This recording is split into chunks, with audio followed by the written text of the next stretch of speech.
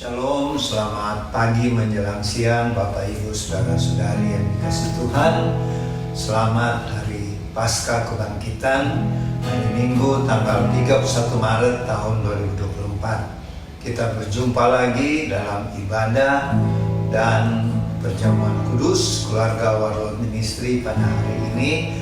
Dan untuk itu siapkanlah hati jiwa kita semuanya dan persiapkan juga hosti dan anggur untuk perjamuan kudus sebentar. Dan marilah kita buka dalam doa. Bapa kami yang di sorga, kami bersyukur di hari Raya Paskah, hari Minggu tanggal 31 Maret tahun 2024 ini, sebab oleh karena kasih setiamu Tuhan, kami semuanya dapat mengikuti ibadah dan perjamuan kudus keluarga Warlord Ministry pada hari ini dengan penuh hikmat dan sukacita. Dan kami mohon hadirlah Tuhan Yesus di rumah Bapak Ibu, tempat tinggal Bapak Ibu, saudara-saudari, adik-adik yang mengikuti ibadah perjamuan kudus ini, dan hadirlah juga di House of Warlord di Sentul City. Pimpinlah dari awal, pertengahan sampai selesai ibadah Paskah Kebangkitan ini Tuhan, ya Allah Roh Kudus, dan karuniakanlah kami penyembahan di dalam roh dan kebenaran. Di dalam nama Tuhan Yesus Juru Selamat kami yang telah bangkit, yang mengajar kami berdoa bersama. Bapa kami yang di sorga, dikuduskanlah namamu. Datanglah kerajaanmu, jadilah kehendakmu di bumi seperti di sorga. Berikanlah kami pada hari ini makanan kami yang secukupnya, dan ampunilah kami akan kesalahan kami, seperti kami juga mengampuni orang yang bersalah kepada kami. Dan janganlah membawa kami ke dalam pencobaan, tetapi lepaskanlah kami dari segala yang jahat. Karena Engkaulah yang mempunyai kerajaan dan kuasa dan kemuliaan sampai selama-lamanya. Amin. Kau sungguh indah tiada taranya, sungguh menakjubkan,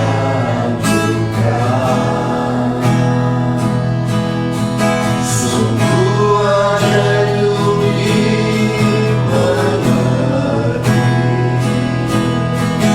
dari jari yang ada.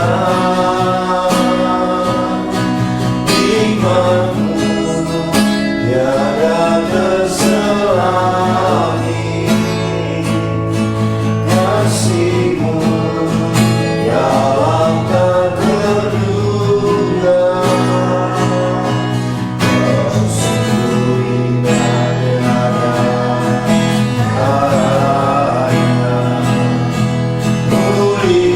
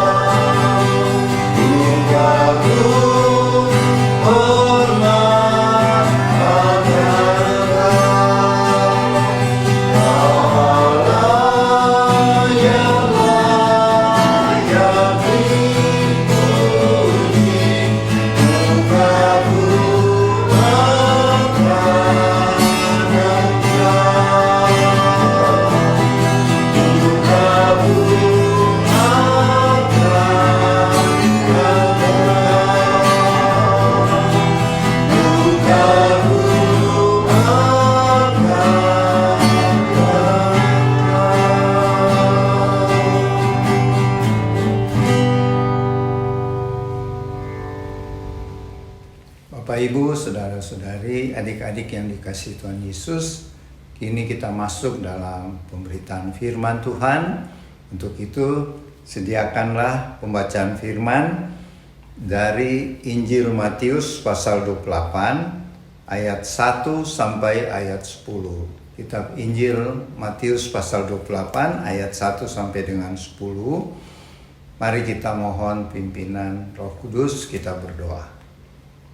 Bapa Sorgawi, terima kasih di peringatan Hari Raya Paskah Kebangkitan Tuhan Yesus, hari Minggu tanggal 31 Maret 2024 ini, kami mau mendengarkan pemberitaan firman-Mu. Untuk itu kami mohon kiranya Bapa Sorgawi mengurapi kami, baik yang memberitakan firman-Mu maupun kami yang mendengarkan, supaya firman-Mu itu tidak sia-sia, tapi jadi kekuatan, menjadi pedoman dan berkat bagi kami. Berfirman-Lah ya Tuhan, kami siap mendengarkan, merenungkan dan melakukannya. Di dalam nama Tuhan Yesus. Amin.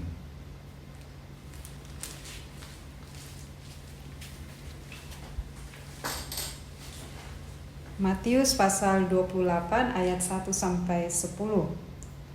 Kebangkitan Yesus.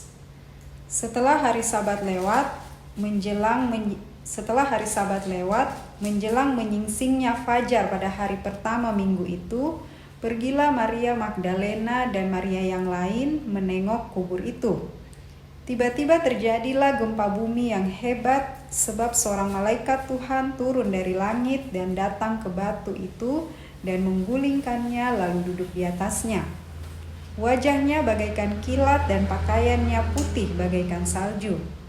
Penjaga-penjaga itu pun gentar ketakutan dan menjadi seperti orang-orang mati. Akan tetapi malaikat itu berkata kepada perempuan-perempuan itu, "Janganlah kamu takut, sebab aku tahu kamu mencari Yesus yang disalibkan itu.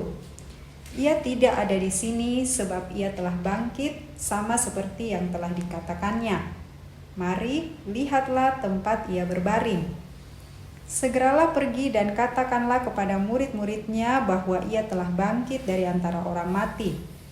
Ia mendahului kamu ke Galilea, di sana kamu akan melihat dia. Sesungguhnya aku telah mengatakannya kepadamu." Mereka segera pergi dari kubur itu dengan takut dan dengan sukacita yang besar dan berlari cepat-cepat untuk memberitahukannya kepada murid-murid Yesus. Tiba-tiba Yesus menjumpai mereka dan berkata, "Salam bagimu."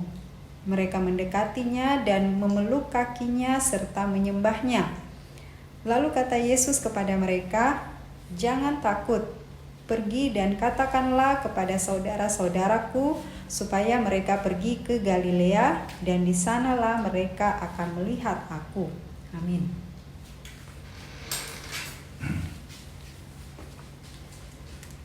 Bapak, Ibu, saudara-saudari dan adik-adik yang dikasihi Tuhan, hari ini kita memperingati Paskah Kebangkitan Tuhan Yesus. Pada hari Jumat yang lalu kita memperingati hari Jumat Agung, kematian Tuhan Yesus di kayu salib, dan sesuai kesaksian firman Tuhan, Tuhan Yesus pada hari yang ketiga bangkit dari antara orang mati yang kita peringati hari ini. Bapak, Ibu, saudara-saudari, adik-adik yang dikasihi Tuhan, pembacaan kita tadi menceritakan pada hari Minggu subuh ada 4 wanita pergi ke kuburan Tuhan Yesus dengan maksud untuk memberikan rempah-rempah mengurapi jenazah Tuhan Yesus. Kelihatan bahwa keempat wanita ini dan juga murid-murid Tuhan Yesus yang lain lupa pada waktu Tuhan Yesus sebelum disalibkan, beberapa kali dia mengingatkan bahwa memang dia sebagai anak manusia, anak domba Allah, akan menderita bahkan sampai mati di kayu salib. Tetapi pada hari yang ketiga Tuhan Yesus akan bangkit. Dan ini berkali-kali Tuhan ucapkan kepada murid-muridnya. Tetapi kita lihat ternyata keempat wanita ini yang dari pembacaan kita tadi pergi ke makam Tuhan Yesus, pasti mereka lupa bahwa Tuhan sudah bangkit ya, akan bangkit dari kematiannya. Dan keempat wanita ini tertulis di Injil sinopsis yaitu kitab Injil Matius, Markus, Lukas, dan Yohanes ya. Injil sinopsis ini mencatat bahwa keempat wanita itu adalah pertama Maria Magdalena ya, yang Tuhan Yesus mengusir 7 roh jahat dari tubuhnya. Ya, jadi wanita pertama disebut adalah Maria Magdalena. Yang kedua Maria ibu Yakobus muda. Yakobus muda sebab Yakobus di murid-murid Tuhan Yesus ada 2 ya. Yakobus yang muda dan yang satunya Yakobus saudara Yohanes, anak Zebedeus ya. Jadi ada 2 Yakobus. Jadi yang dicatat sini pertama wanita Maria Magdalena, kedua ibu Maria, ibunya Yakobus muda, yang ketiga ibu Yohana. Ibu Yohana ini adalah istri dari bendahara Raja Herodes. Pada waktu itu Raja Herodes menjadi raja di daerah Galilea ya. Di daerah Galilea yang menjadi raja yaitu Raja Herodes. Bendahara kerajaan mempunyai istri yang bernama Ibu Yohana. Jadi dia adalah istri bendahara Raja Herodes. Kalau sekarang disebut istri dari Menteri Keuangan lah ya gitu. Kemudian ada seorang wanita lagi yang bernama Salome. Salome ini adalah ayah dan ibunya Yakobus dan Yohanes. Suaminya yaitu Zebedeus. Makanya Yakobus dan Yohanes disebut anak-anak Zebedeus. Dan ibu mereka namanya Salome ya itu. Jadi keempat wanita ini pergi ke makam Tuhan Yesus pada hari Minggu di waktu subuh, masih pagi-pagi benar. Mereka bermaksud untuk merempahi jenazah Tuhan Yesus. Dan pada waktu itu terjadilah gempa bumi yang hebat ya. Kenapa gempa bumi hebat? Karena menurut firman tadi seorang malaikat turun dari sorga ya. Itu yang membuat gempa bumi yang hebat. Dan kita ingat pada waktu Tuhan Yesus wafat di kayu salib terjadi juga gempa bumi. Gempa bumi juga yang hebat. Sehingga kuburan-kuburan terbuka, banyak orang mati bangkit lagi ya. Itu waktu kematian Tuhan Yesus di kayu salib. Yang kita peringati hari Jumat Agung pada beberapa hari yang lalu. Nah, pada waktu Tuhan Yesus mati, gempa bumi terjadi. Itu menandakan alam ciptaan Tuhan juga turut bersedih ya atas kematian penciptanya. Kemudian waktu Tuhan Yesus bangkit, oleh karena seorang malaikat turun dari sorga untuk menggulingkan batu kuburan yang sangat besar itu ya. Dan di situ ada juga penjaga-penjaga, prajurit-prajurit yang menjaga agar mayat Tuhan Yesus katanya jangan dicuri.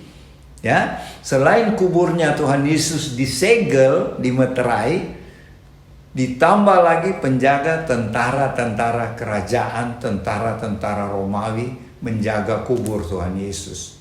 Tetapi ketika malaikat Tuhan turun dari sorga, ketika Tuhan Yesus bangkit, terjadi gempa bumi yang hebat. Kemudian malaikat itu menggulingkan batu yang menutup makam kuburan Tuhan Yesus. Bukan supaya dia bisa masuk, malaikat biar juga ada batu kuburan dia bisa tembus karena dia adalah roh ya. Maksudnya dibuka untuk beri kesempatan kepada keempat wanita ini. Keempat wanita ini datang untuk mau merempahi ya jenazah Tuhan. Tetapi mereka pasti tidak bisa menggulingkan batu kubur itu. Selain dijaga tentara, batu kubur itu juga berat sekali ya. Jadi itu maksudnya Tuhan memutus seorang malaikat menggulingkan batu kuburan itu, ya. Kemudian prajurit yang menjaga kuburan Tuhan Yesus itu ketakutan. Ditulis di situ seperti mereka mati, ya. Karena takutnya mereka seperti orang mati. Wah, berarti ketakutannya setengah mati, ya. Ketakutannya sangat hebat, ya. Tetapi kepada keempat perempuan ini, si malaikat berkata, janganlah takut. Kamu kan mencari Yesus yang disalib itu. Dia sudah bangkit. Mari masuk, lihatlah kuburannya. Di mana dia tadi dimakamkan, dibaringkan jenazahnya. Jadi keempat wanita ini ketika masuk, setelah dipersilahkan oleh malaikat Tuhan, mereka melihat memang Tuhan Yesus sudah tidak ada di tempat jenazah Tuhan dibaringkan, ya, di dalam kubur. Kubur itu adalah milik Yusuf dari Arimatea. Siapa itu Yusuf dari Arimatea? Adalah seorang Farisi juga, seorang pemuka agama Yahudi yang sangat kaya, ya. Dia sediakan makamnya dia sendiri. Kalau dia meninggal, dia dimakamkan di situ. Tapi karena dia sangat menghormati dan mengasihi Tuhan Yesus, dia sediakan makamnya untuk jenazah Tuhan Yesus dikuburkan. Nah, setelah keempat wanita ini masuk ke dalam kuburan Tuhan Yesus dan mereka melihat memang Tuhan Yesus tidak ada. Yang ada saja kain kafannya dan kain peluh. Kain peluh itu yang pengikat kepalanya sudah ada di tanah, ya. Dan kain peluhnya ada terletak, sudah dilipat di tempat Tuhan Yesus, jenazah Tuhan Yesus terbaring, ya. Dan kemudian si malaikat berkata, dia sudah bangkit. Maksudnya Tuhan Yesus sudah bangkit, dan pergilah beritahu murid-muridnya bahwa Tuhan Yesus sudah bangkit. Kalau di kitab Injil lain dikatakan, katakan juga pada Petrus. Jadi selain murid-murid Tuhan Yesus, di kitab Injil lain dikatakan, katakan juga kepada Petrus, dia sudah bangkit. Dan dia menunggu kamu semuanya di Galilea. Nanti kamu akan ketemu dia di Galilea. Apa artinya ini, saudara-saudara? Artinya begini. Tuhan Yesus mau sampaikan melalui malaikat ini bahwa ketika dia bangkit, Tuhan sudah memaafkan, sudah melupakan bahwa murid-muridnya meninggalkan dia pada waktu Tuhan Yesus ditangkap di Taman Getsemani. Bahkan ketika dia disalib, murid-muridnya semua lari, ya, sembunyi, ketakutan. Tetapi waktu Tuhan Yesus bangkit, Tuhan mengampuni mereka.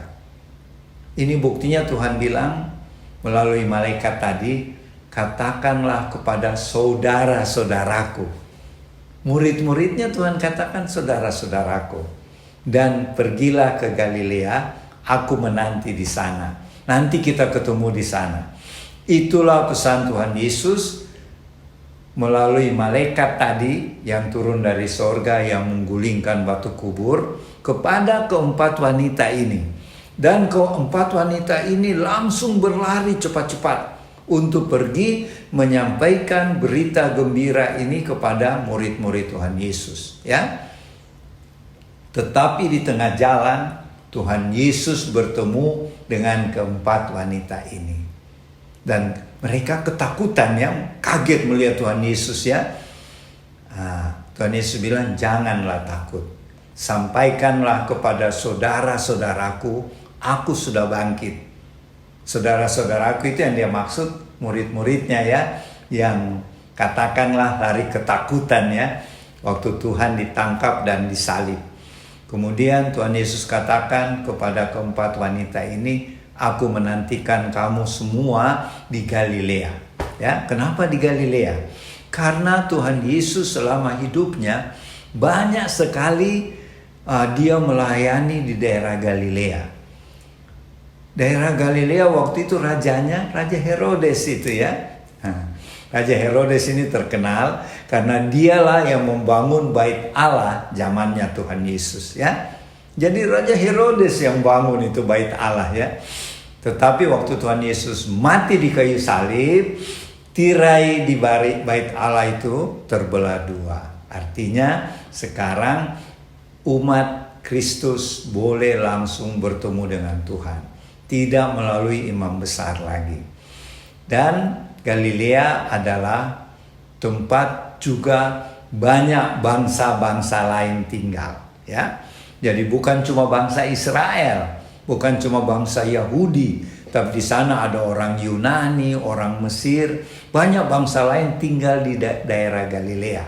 Ya, sekalipun itu termasuk dalam area bangsa Israel.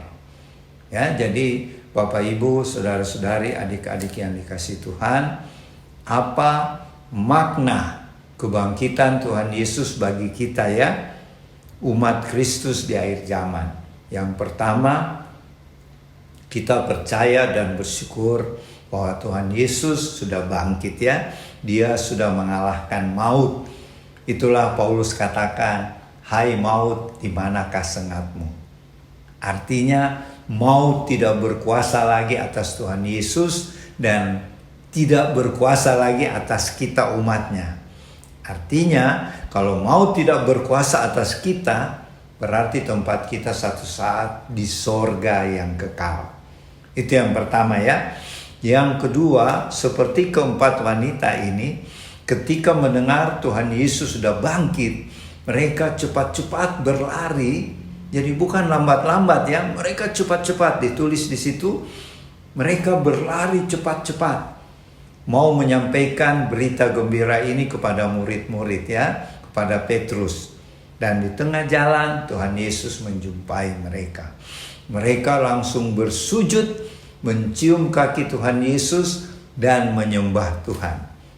Pelajaran kedua bagi kita, marilah, selain kita sudah mengetahui berita kebangkitan Tuhan ini, marilah kita kabarkan kepada sesama kita bahwa Tuhan Juru Selamat kita yang telah mati di kayu salib, Dia juga bangkit.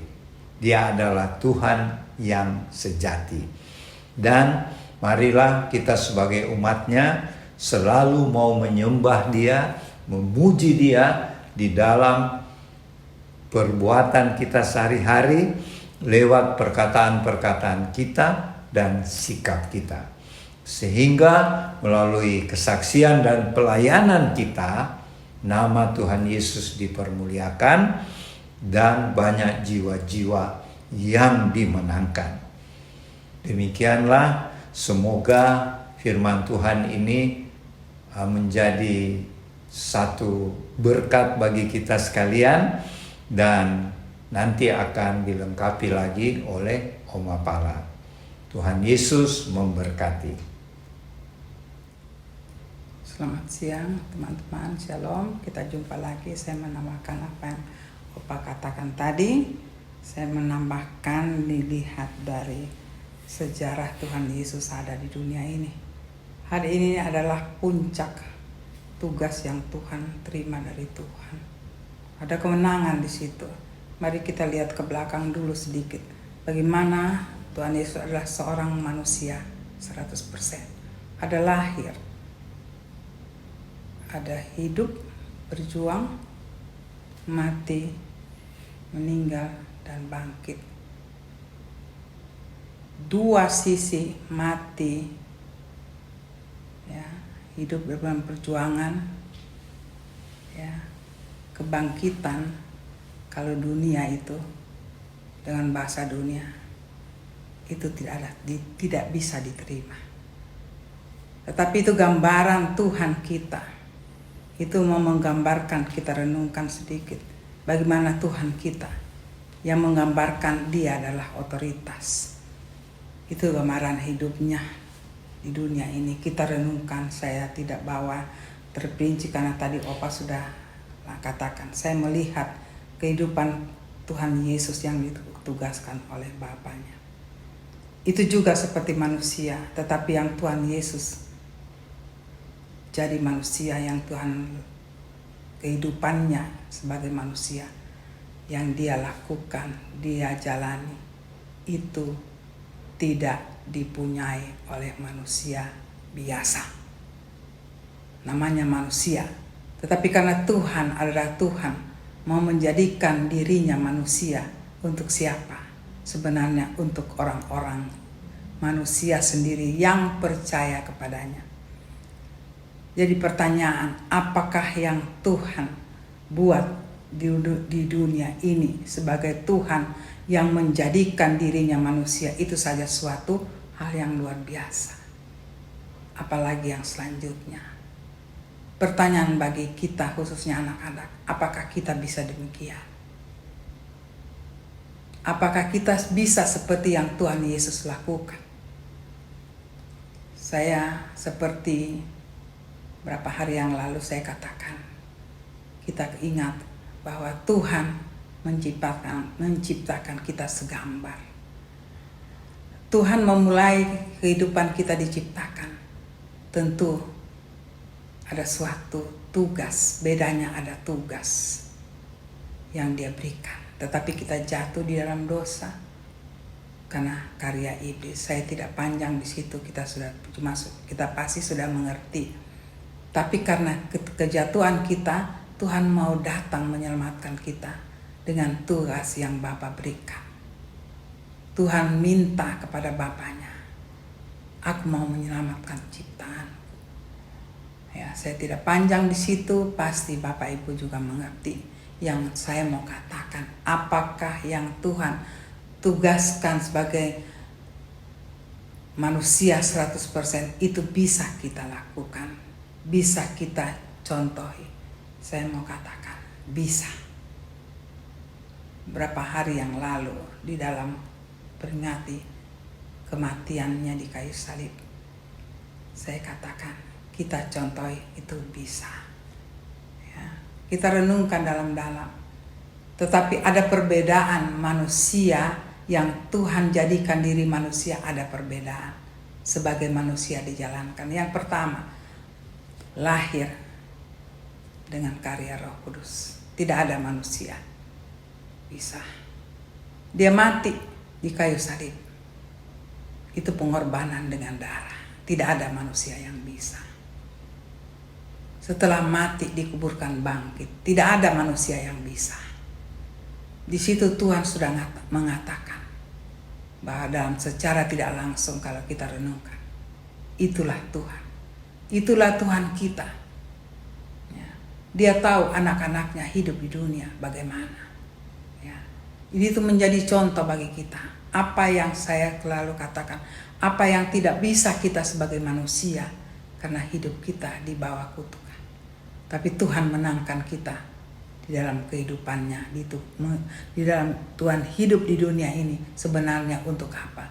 Untuk memenangkan kita. Jadi saya katakan Bapak Ibu bahwa apa yang kita tidak bisa, saya ulang-ulang sejak beberapa hari yang lalu, apa yang kita tidak bisa di dalam Tuhan semua bisa. Saya katakan sangat senang akan hal ini. Karena kita harus hidup dengan radikal demikian. Supaya kita ada perbedaan. Tuhan Yesus datang ya ke dunia manusia, sebagai manusia. Tentu dia memberi contoh. Dia juga secara tidak langsung mau katakan, kamu juga seperti aku bisa. Ya. Pada hari ini kita memperingati kebangkitannya. Tidak ada yang bisa membangkitkan. Tapi itu karyanya Tuhan melalui Roh Kudus. Matinya juga, lahirnya juga itu ajaib. Kematiannya juga hidup ajaib. Sebelum kematiannya bagaimana Tuhan hidup sebagai manusia biasa. Tapi dia lakukan seperti manusia yang tidak biasa. Tapi dia katakan, saya bisa. Jadi sebagai anak-anak Tuhan saya mau katakan, tidak ada sekali lagi kata manusia. Sebagai manusia aku tidak mampu. Semua bisa Ibu, Bapak Ibu, saya katakan. Karena saya sekeluarga berusaha mencoba, katakan mencoba, karena itu berat. Tetapi dia jadi ringan kalau kita dengan Tuhan. Semua bisa selesai dengan karya Tuhan. Tidak bisa kita sebagai manusia. Dan sebab itu Tuhan mencontohi. Dan puncaknya, tugasnya adalah hari ini. Kemenangan dia nyatakan. Selama dia hidup, sampai dia melakukan kegiatannya, sampai mati, itu kelihatan penderitaan. Tapi sebenarnya di dalam penderitaan itu menggambarkan dosa kita. Tapi di mana Tuhan Yesus ada, di situ kemenangan pasti ada. Sampai mati pun kemenangan itu ada. Sekarang pertanyaan, apakah kita mau? Apakah kita mau? Itu yang sangat, saya katakan, sangat sulit untuk kita sebagai manusia. Ya. Apalagi sebagai kita katakan, kita anak-anaknya. Justru kita sebagai anak-anaknya, kita belajar. Ada panduan kehidupan Tuhan, pribadi Tuhan di dalam Alkitab sebagai panduan hidup kita. Semua yang ada di dalam itu menggambarkan dunia dan Tuhan. Tidak ada yang tersembunyi. Semua hal-hal yang terburuk di dalam dunia itu bisa kita lihat, yang kita lihat di dalam firman Alkitab. Yang terindah dan terhebat di dalam dunia yang Tuhan buat kalau kita hidup sama Dia, bersama Tuhan. Itu juga ada di dalam gambaran firman. Jadi kita tidak buta-buta untuk melihat Tuhan. Kalau Tuhan bisa memperlihatkan perbedaannya dia sebagai manusia biasa. Di antara manusia ada perbedaan. Kita pun demikian. Saya katakan demikian Bapak Ibu, karena kita harus radikal. Saya sekeluarga mengatakan ini, melakukan kata radikal. Kita harus radikal, tetapi dengan tuntunan Tuhan. Agar dimanapun kita ditempatkan, tidak ada kata tidak bisa. Semua bisa karena Tuhan yang membuat kita bisa. Kita lebih dulu mungkin kita ditugaskan. Sebelum kita ditugaskan, kita sudah melihat gambaran apa yang akan terjadi. Berat Tuhan, tapi kita harus ingat. Sebelum rasa berat itu ada, Tuhan berikan kekuatan. Tapi katakan saja, kita maukah? Tuhan Yesus lahir dengan keajaiban. Tuhan Yesus hidup dengan sebagai manusia, di situ ada keajaiban. Tuhan Yesus mati, malah dipermalukan, dihina, ya, difitnah. Semua penderitaan Tuhan Yesus sebagai manusia itu kita lihat di situ, kita juga ada di situ. Apakah Tuhan bisa lalui? Bisa. Dan hari ini kemenangan Tuhan katakan, aku sudah lawan semua, yaitu kematian yang kekal. Aku lawan menjadi kehidupan yang baru. Kehidupan yang kita tidak akan terima kematian itu. Semua dosa yang menderita, Tuhan sudah patahkan di kayu salib. Dan hari ini adalah hari kemenangan. Jadi Bapak Ibu di dalam Tuhan, tidak ada kehidupan kita sia-sia. Yang menjadi kuncinya adalah kita sendiri. Maukah kamu anakku? Saya katakan Bapak Ibu, apa yang kita pikirkan tidak mampu, kita berusaha untuk hilangkan itu. Kita belajar firman, belajar pribadi Tuhan. Ada pembinaan karakter kita di situ. Ada pembinaan untuk kita mendapatkan kuasa Tuhan. Kita bisa seperti Tuhan. Ya. Orang mati pun bisa dibangkitkan karena Tuhan bangkit. Pada hari ini kita rayakan. Itu kemenangan yang paling hakiki. Kita tidak menderita untuk kematian kekal. Tuhan lebih dulu patahkan itu di kayu salib. Sebenarnya hari yang paling indah adalah hari ini. Menyatakan pada dunia kita hidup. Kita hidup berkemenangan. Di dalam dunia pun kehidupan kemenangan itu kita sudah rasakan. Apalagi di surga. Kadang-kadang orang memikirkan kesenangan itu nanti di surga. Tidak Bapak Ibu. Kemenangan kita dengan Tuhan, kita radikal dengan Tuhan, kemenangan itu kita sudah hadapi. Untuk hadapi apa? Perjuangan di dunia, kata manusia, karena kata kita sendiri alami ada penderitaan. Tapi itu tidak menjadi penderitaan asal kita dekat dengan Tuhan. Tuhan sudah memberi contoh luar biasa.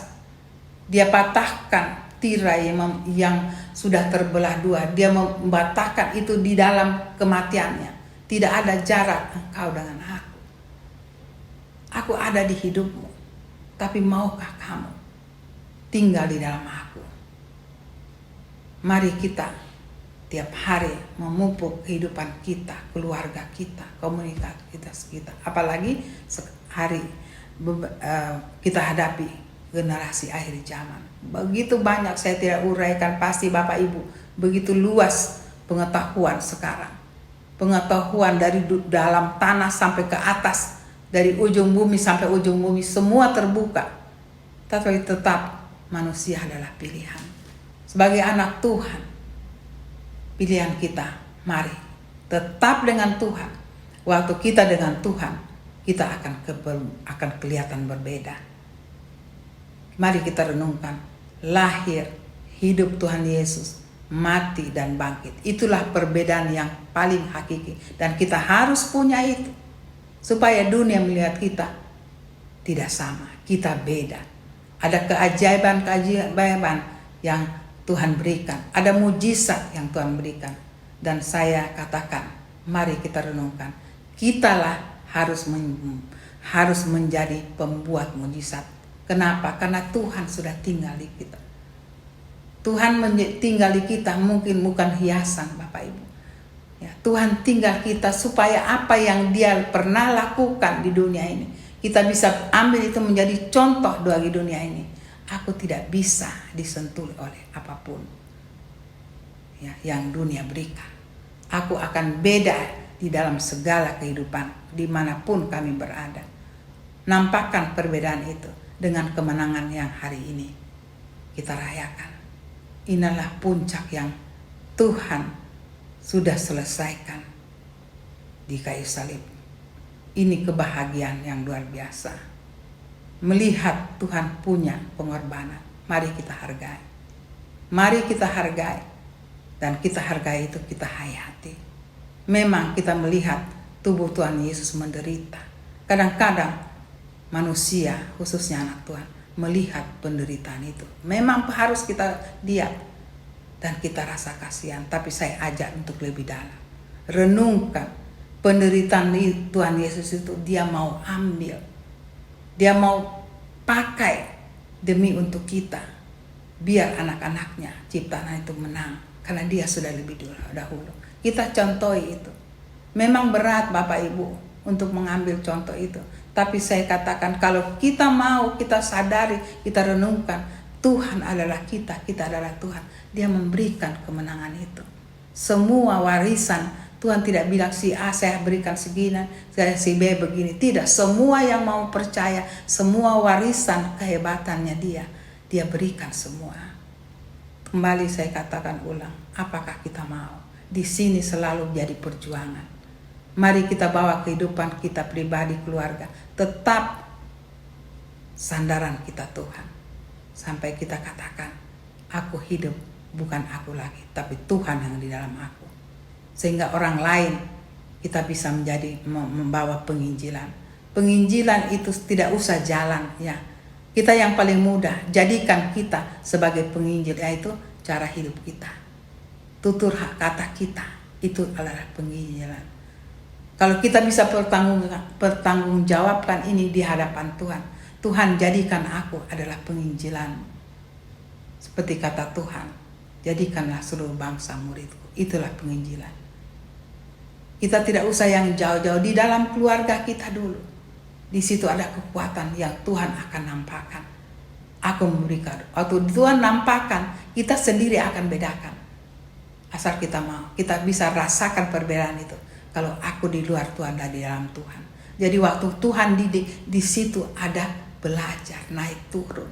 Ya, bukan Tuhan mau tinggalkan kita menderita, tidak. Tuhan, kita katakan penderitaan, sebenarnya itu Tuhan mau tunjukkan pada kita pribadinya. Kalau engkau di luar pribadinya akan menjadi begini. Sebenarnya waktu kita ditatar atau kita dididik Tuhan, sebenarnya Tuhan mau katakan itu, mau tunjukkan agar begitu selesai selalu tatapan kita secara rohani, kita sudah tahu kita akan radikal dengan Tuhan. Saya katakan Bapak Ibu ini agak sedikit perjuangan, tapi Tuhan sudah mendahuluinya, itu mudah asal dengan Tuhan. Kedua, karena kami sudah berusaha dan sudah praktekkan itu, dan saya katakan luar biasa Tuhan. Ya, apa yang manusia biasa tidak bisa, kita bisa dan kami bisa. Itu selalu saya ulang-ulang. Ya, kalau mau dijabarkan terlalu panjang, tapi Bapak Ibu, kemenangan hari ini yang kita punya Tuhan sudah berikan kepada kita, asal kita mau percaya. Sampai pada kebangkitan pun itu penuh mujizat.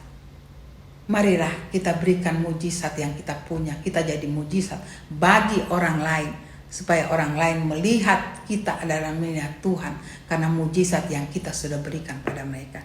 Itulah penginjilan, ya. Apakah kita mau? Itu saja kuncinya Bapak Ibu. Mari kita sukacita karena kita penuh kemenangan. Tuhan Yesus bangkit, kita pun bangkit dalam seluruh kehidupan kita. Kita menjadi pengikutnya, kita hidup berkemenangan. Itu saja yang saya bisa katakan pada siang hari ini. Kiranya ini menjadi berkat. Roh Kudus akan menambah-nambahkan sesuatu pengertian yang baru. Ibu Bapak bisa renungkan, belajarlah firman. Ya, banyak hal yang kita tidak dapat, tetapi kita bisa dapat waktu belajar dengan Tuhan. Ya, jadikan hidup kita menjadi karakter Tuhan. Karakter Tuhan yang paling berat waktu dia disalib. Ternyata sesudah disalib, apa yang paling dia dapat, dia sudah berikan kemenangan. Karena bisa menguasai diri. Itu karakter yang paling berat, Bapak Ibu. Tetapi kalau dengan Tuhan itu mudah. Perlu banyak latihan. Tetapi kita latihan dengan Tuhan, dengan jalankan itu dengan sukacita.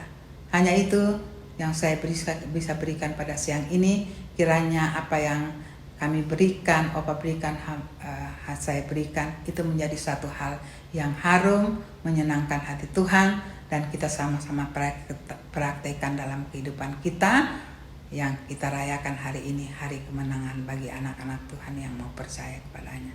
Tuhan memberkati, sampai kita jumpa lagi di minggu depan. Maranatha. Amin.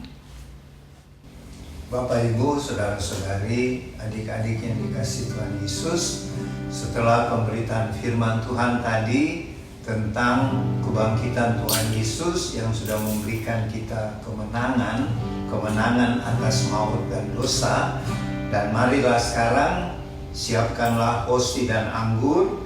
Kita akan melakukan perintah Tuhan Yesus, yaitu untuk melakukan perjamuan kudus. Untuk itu kita berdoa.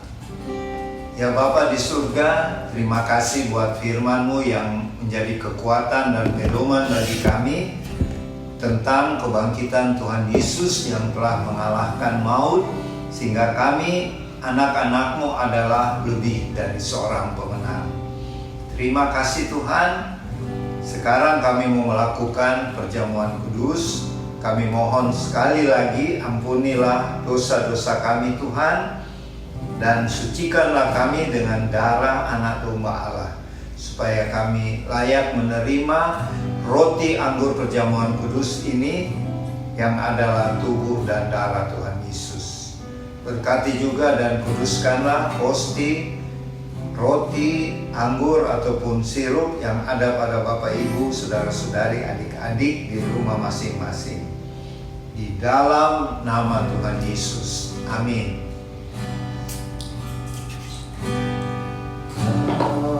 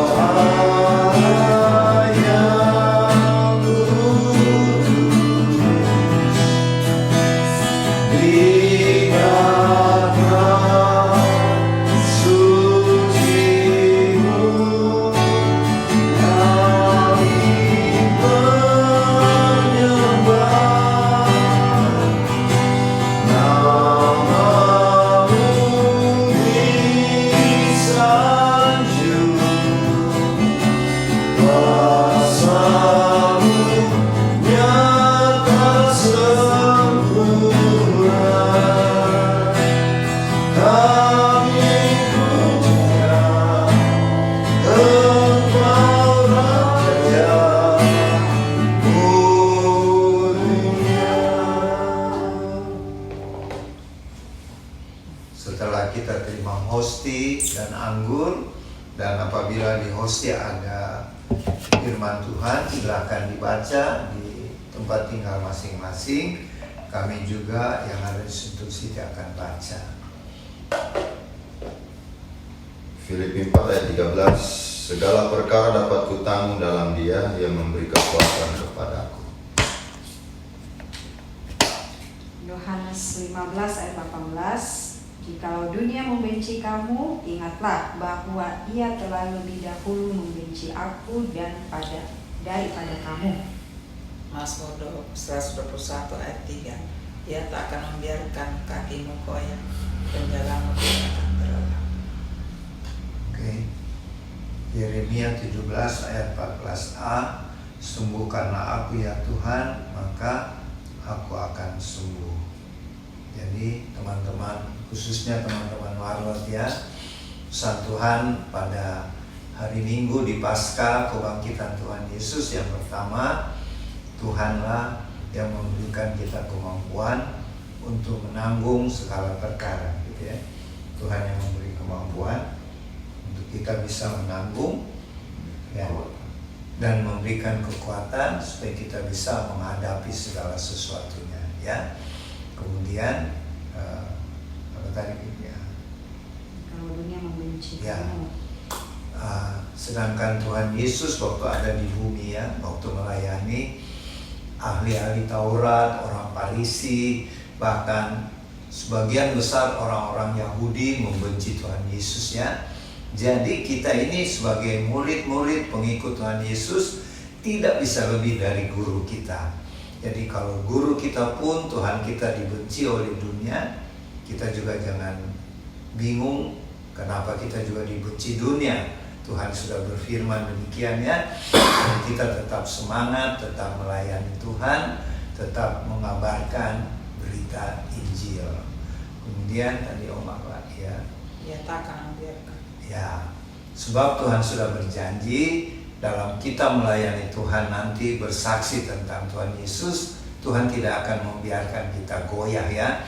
Dia memberikan kita keteguhan iman, keberanian karena ada Allah Roh Kudus bersama kita. Dan apabila kita berada dalam mengalami satu sakit, penyakit apa saja, percayalah Tuhan akan menyembuhkan kita. Ya, oke. Jadi mari kita angkat hostia yang adalah persekutuan dengan tubuh Tuhan Yesus. Firman Tuhan berkata, lalu Tuhan Yesus mengambil roti, mengucap syukur, memecah-mecahkannya, dan memberikannya kepada murid-muridnya. Kata Tuhan, inilah tubuhku yang diserahkan bagi kamu. Perbuatlah ini menjadi peringatan akan aku. Kita ucapkan sama-sama, terima kasih Tuhan buat tubuhmu yang dikorbankan di kayu salib di Bukit Golgota. Kami terima dengan iman di dalam nama Tuhan Yesus. Silakan makan dengan iman dalam nama Tuhan Yesus.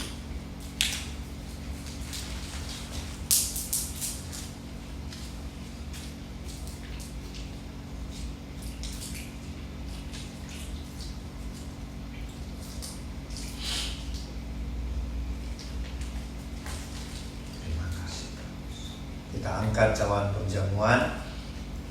Firman Tuhan berkata, demikian juga dibuat Tuhan Yesus dengan cawan sesudah makan. Tuhan Yesus berkata, cawan ini adalah perjanjian baru oleh darahku yang ditumpahkan bagi kamu. Mari kita ucapkan sama-sama, inilah darah Tuhan Yesus yang telah tercurah di kayu salib di Bukit Kalvari. Kami terima dengan iman dalam nama Tuhan Yesus. Silakan minum dengan iman.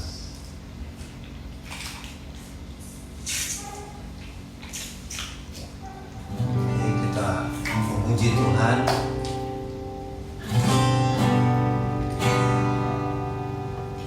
Ku beri kemuliaan dan hormat. Ku angkat suara pujian, ku agungkan nama-Mu. Ku beri kemuliaan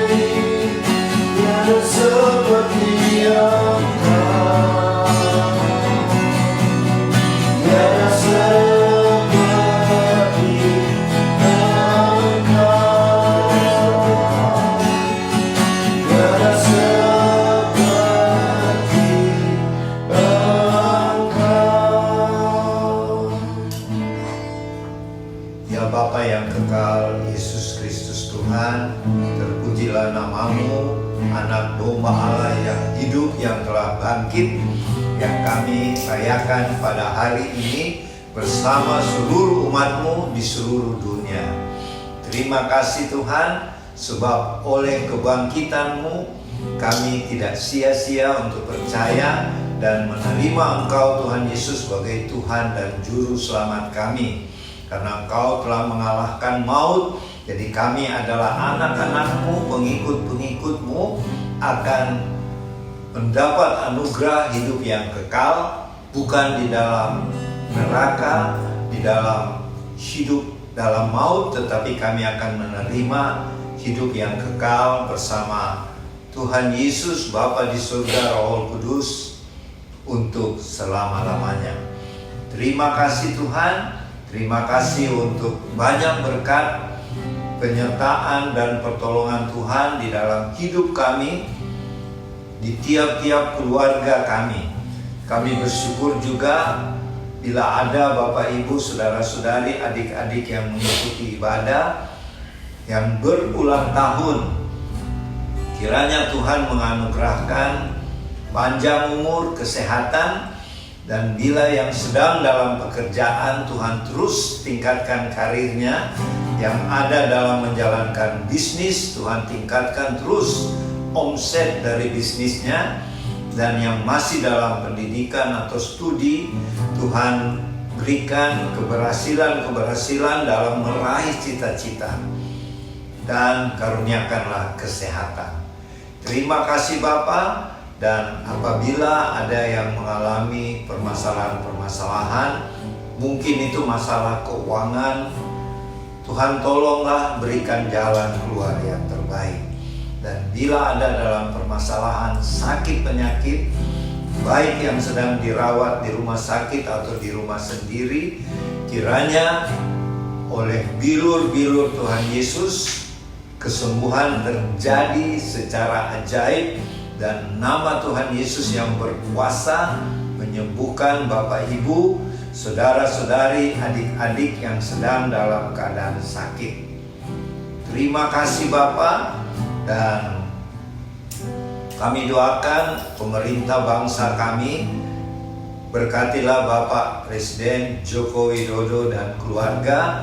Berkatilah Bapak Wakil Presiden Bapak Kiai Haji Ma'ruf Amin dan keluarga, serta semua pejabat-pejabat negara, baik yang sipil, militer, dan kepolisian yang bertugas di ibu kota negara Jakarta, bahkan sampai ke daerah-daerah. Kiranya Tuhan curahkan roh hikmat, roh takut akan Tuhan, sehingga pemerintah kami menjalankan pemerintahan dengan bersih dan adil, sehingga bangsa kami akan dipromosi oleh Tuhan. Terima kasih Bapak. Kami berdoa secara khusus buat kami, keluarga Warlord Ministry. Tuhan, bangkitkanlah terus roh kami agar terus bernyala-nyala untuk melayani Tuhan, melayani sesama kami sesuai dengan talenta dan karunia-karunia Roh Kudus yang Tuhan anugerahkan kepada kami. Sehingga menjelang akhir zaman, menjelang kedatangan Tuhan yang kedua kali, banyak jiwa-jiwa yang kami menangkan. Terima kasih Bapak, terima kasih. Dan sebelum kami berpisah, kami mohon berkat dari Tuhan. Mari kita terima berkatnya.